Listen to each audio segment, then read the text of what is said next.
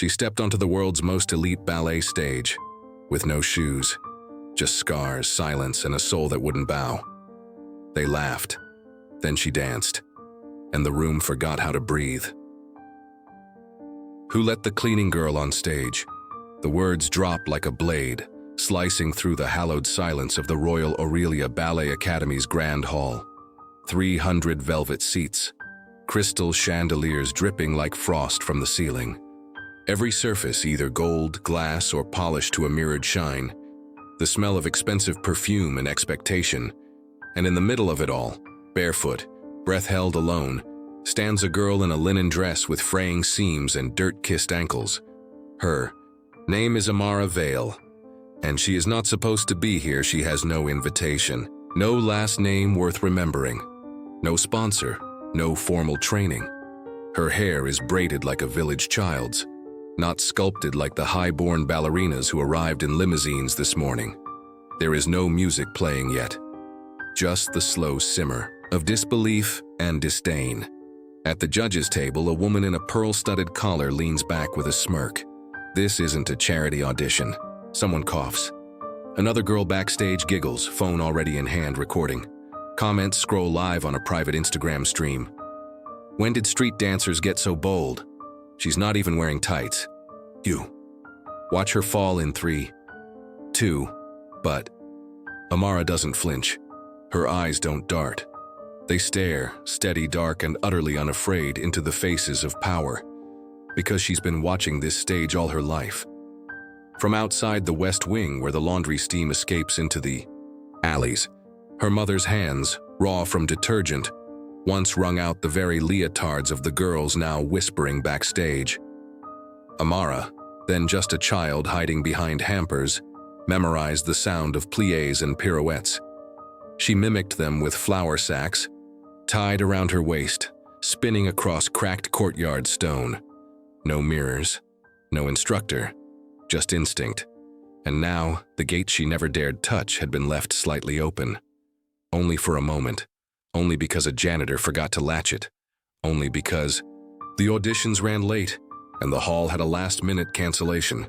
Only because fate blinked, she stepped in. Quietly, with nothing but a USB drive and her breath. Name? A registrar asked, halfway through packing up. Amara Vale. Sponsor? No sponsor. Affiliation? I learned alone. Pause. Then, you've got 3 minutes. After that, we resume real auditions. Now, as the hall watches with twisted amusement, Amara closes her eyes. She doesn't hear the laughter, doesn't see the red light of recording phones. She hears something else, her father's old violin echoing through their mud wall house, the scent of wild jasmine, the way the earth felt under her feet after rain, and she remembers why she came. Not to impress, not even to belong, but to show them what it looks like when a soul dances free. The laughter starts small. A cough disguised as a chuckle, a shuffle of papers that's really someone hiding a snort, then someone taps go live. And suddenly Amara's presence is no longer just a curiosity. It's content. POV. A villager crashes the Royal Ballet. 172 viewers. 1.2K. Comments flash. Is she barefoot because she thinks it's artsy or because she can't afford shoes? This isn't a farm dance, sweetheart. Backstage, Elise Laurent, a third-year golden girl with a platinum resume, and a last name that funds 3 wings of the academy, leans toward another dancer. She's actually going up there? Like that? She probably thinks it's romantic, someone whispers. Elise smiles like a blade. It's pathetic. She watches Amara step forward, shoulders straight, as if she can't feel the phone cameras orbiting her like vultures. Elise's gaze drops to the girl's feet, brown with dust, skin hardened. No arch support ballet shoes, no ribbons. She'll break her ankle in 10 seconds, Elise says. Good, the other replies. At the judges' table, the headmistress, Madame Delvaux, pinches the bridge of her nose, no resume. No letters, no competition record. Shall I dismiss her? Her assistant whispers. But something makes Delvaux hesitate. Not mercy, curiosity. or maybe boredom. There is something theatrical in watching a lamb stumble into a den of lions. Let her try. Delvaux sighs. Give the girls something to laugh about at lunch. The pianist glances sideways. Do you have a track, miss? Veil, Amara says, pulling a small USB from her pocket. This one, please. Track 2. The tech plugs it in. A low hum of strings fills the room. Raw, scratched, not studio quality. The piece begins slow, old, strange. Not one the Academy recognizes. Certainly not the Tchaikovsky, Prokofiev, or Adam expected for these auditions. Is that homemade? Someone snickers. What even is this music? Elise scoffs. A funeral? Amara walks to the center of the room and bows. Not the perfect 90-degree courtesy taught in finishing schools. Just a nod of bone and blood and fire. Then she lifts her arms. Not in a perfect fifth position. Not with the frozen swan neck elegance taught here, but with something wilder. Her movements begin quietly, almost too gentle to catch. Her hands trace arcs like she's remembering the shape of the wind. Her feet, bare but grounded, skim across the floor as though each board remembers her weight from another life. And something begins to change. The pianist stops pretending to read the score and starts watching. The tech, ready to skip to the next applicant, forgets his mouse. The first minute passes, then the second, and for the first time the laughter stops. Elise, still holding her phone, lowers it slightly. The image on screen stutters, then vanishes as the live stream ends without her even realizing. She's not bad, someone says softly. No, another answers. She's something else. But Amara doesn't hear them. Her world is not the marble hall or the velvet seats. It's the kitchen where her mother once hummed this melody. The porch where her father taught her how to sway to rhythm before he vanished beneath hospital sheets. She spins. She leaps, not high, but honest. And when the music finally ebbs, the final notes like leaves caught in a wind they cannot resist. She lands on both feet, steady. No applause, just silence. And in that silence, the beginning of fear. Not hers, theirs. No one claps, but no one looks away. The silence stretches thick as fog, pressing down on the velvet walls of the grand hall. Amara lowers her arms. Her chest rises and falls in slow rhythm, not from exhaustion, but from the restraint of not crying. Not yet. She bows again, softer this time, then turns to leave. Wait, the voices gravel and thunder. Belongs to Judge Nocturne, retired principal dancer, the Academy's most feared and least sentimental adjudicator. Amara freezes. Start again, he says. The same track? The tech whispers. Yes, Nocturne growls. Let her finish what the rest of you never even started. A murmur runs through the room like electricity. The track rewinds. Click. Play. The violin scratches again. Raw, imperfect, like an old soul singing through wood and string. Amara lifts her head, and this time, she lets go. Her body begins to speak, in the only language she truly knows. Not French ballet terminology, not posture drilled in by elite tutors, but movement born from observation, repetition, and love. She dances with her whole life. In one spin, her childhood chasing shadows across laundry lines. In one leap, her father's arms lifting her on market days, higher than the moon. In a backbend, her mother's spine bent over steam and soap year after year. In every tremble of her fingertips, the hunger, the shame, the silence. Behind her eyelids, she sees firelight, mud walls. An old radio playing this same tune, a flash. Her father, coughing blood, still tapping his foot to keep rhythm for her. Another flash. Her mother whispering, they may own the stage, but not the sky. She opens her eyes and flies, not high. But free, there is no perfection here. Her heel doesn't point like porcelain. Her form wouldn't win medals in Geneva. But the room breathes with her now. Even the chandeliers seem to tilt, leaning in to listen. At one point she stumbles, barely. A sharp breath from someone in the audience, but she turns it into a sweep, a new step, a brush of wind through tall grass. As if she meant it, as if falling was part of the plan. A murmur begins in the far row. Not derision, emotion. The youngest judge, Isabel, wipes her cheek before anyone can notice. Another staff member, known for her cynicism, bites her lip. Even Elise, still clutching her phone like a lifeline, forgets to record. Her hand slowly lowers to her side. Amara's final turn is slow, spiral, spiral, spiral, until she lands in a kneel, head bowed. Then, silence again. But this silence is not pity, it's awe. Nocturne stands first. The others follow, not knowing why, only that standing feels right. To stay seated would be to lie. The pianist whispers, "I've played that piece for 20 years, never felt it like that." Delvaux, usually unreadable, leans forward. "Where did you learn to dance like that?" Amara finally lifts her face. "From pain," she says, "and from watching, from wanting to understand why the sky moved when the music played." The judges exchange glances. Delvaux opens the girl's folder again, still nearly blank. A single name, no records, no letters. Yet something shifts. This audition has just rewritten the rules of the game. But not everyone is pleased. Elise storms out without a word, face white. Outside, the world is beginning to move too. The live stream clip, cut short, has been posted by someone else, edited, sharpened. Her barefoot leap frozen midair like a sculpture. Captioned, "You don't need silk to be a swan. It's spreading." TikTok, Twitter, a rising tide, and Amara, still barefoot, still blinking in disbelief, doesn't know yet that this moment, this dance, just cracked open a kingdom.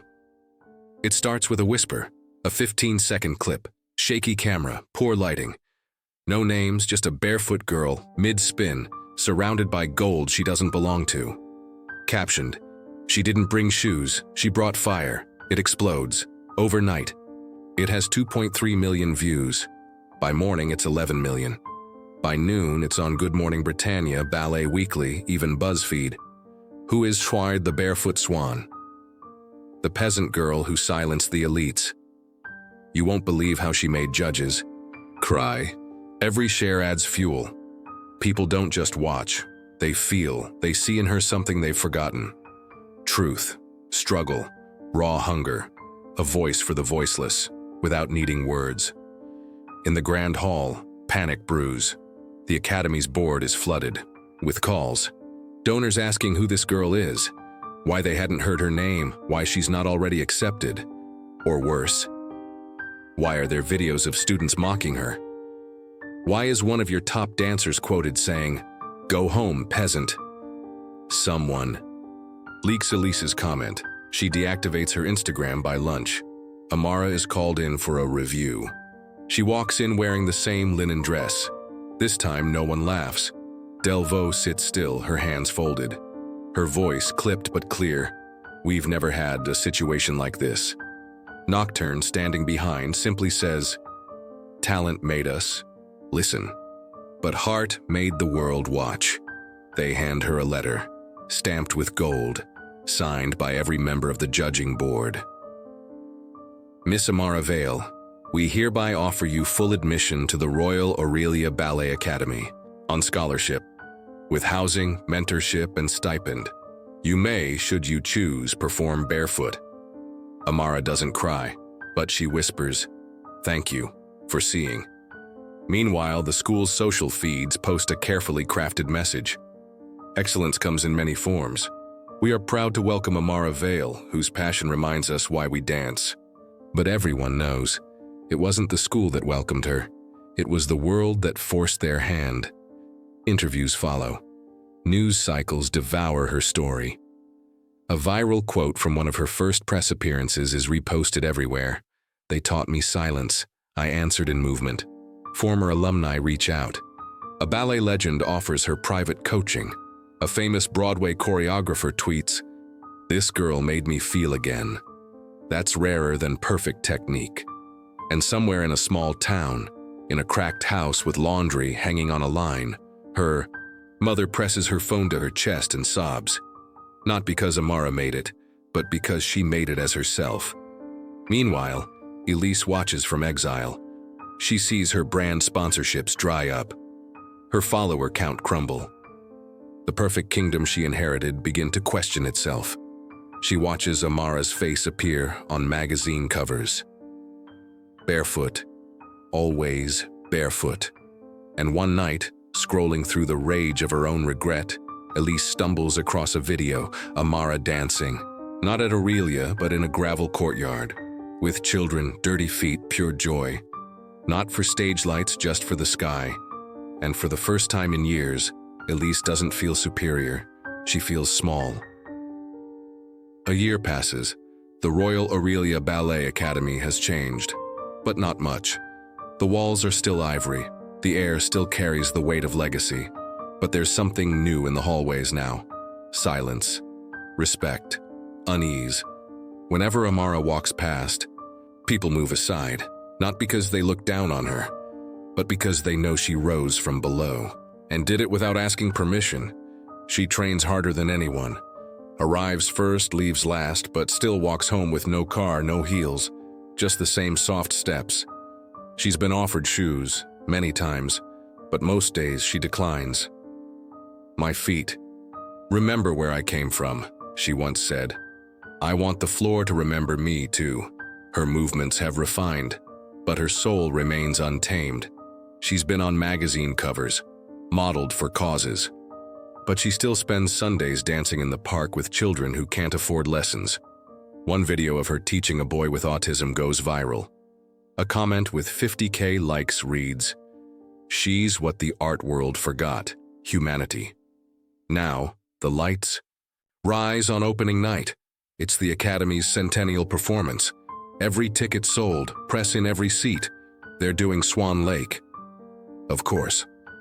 The curtain rises. Amara stands center stage. She's been given the lead. Not because of publicity, because she earned it, every step. But she's made one request. No shoes, just skin, just truth. The director tried to argue, but the board approved it. No one wants to be the one who tells the world's barefoot miracle how to dance. So tonight, the prima ballerina stands as she did the first day. Barefoot, quiet, burning. And when she moves, there's no choreography. There is ritual. Every gesture feels like thunder inside silk. Every step like a heart remembering how to beat. The audience forgets to blink. At the climax, when the white swan sacrifices herself, Amara doesn't fall dramatically like tradition dictates. She folds inward, like a flame accepting wind, and the stage goes black. But the world does not. A single spotlight finds her again. She stands, she bows, and the ovation comes like rain in summer. Loud, impossible, cleansing, rows upon rows. People stand, cry, cheer, throw flowers. A billionaire wipes tears with his cuff. A girl in a wheelchair holds up a sign, "You gave me a reason." Backstage, Amara is handed her first bouquet. She smiles, then leaves the theater through the back door, not to avoid fans, but because she promised to meet a group of street kids waiting in the alley who want to learn that slow spin thing. And she teaches them right there under a flickering lamp. One kid asks, "Do you ever wish you were born rich?" She laughs, a soft, low, honest sound. "If I was," she says, "I wouldn't know how to dance like this." From the last row of the audience, Elise watches it all. She didn't come to be seen. She came to understand. When the lights dim, she stays seated long after the hall clears. Then, slowly, she claps. Once, then again, not out of duty, but because. Something in her has finally cracked, and light is pouring in. Caption from the Academy's official post the next morning. Once mocked for her bare feet, now the soul of the stage. She didn't need a crown. She needed space to fly. She didn't just win a spot in their academy. She cracked their ceiling with calloused feet and taught a broken world to feel again, not with noise, with movement. Tag someone who's ever been underestimated. Share this if you believe art doesn't need privilege, just truth. And remember, You don't need silk to be a swan.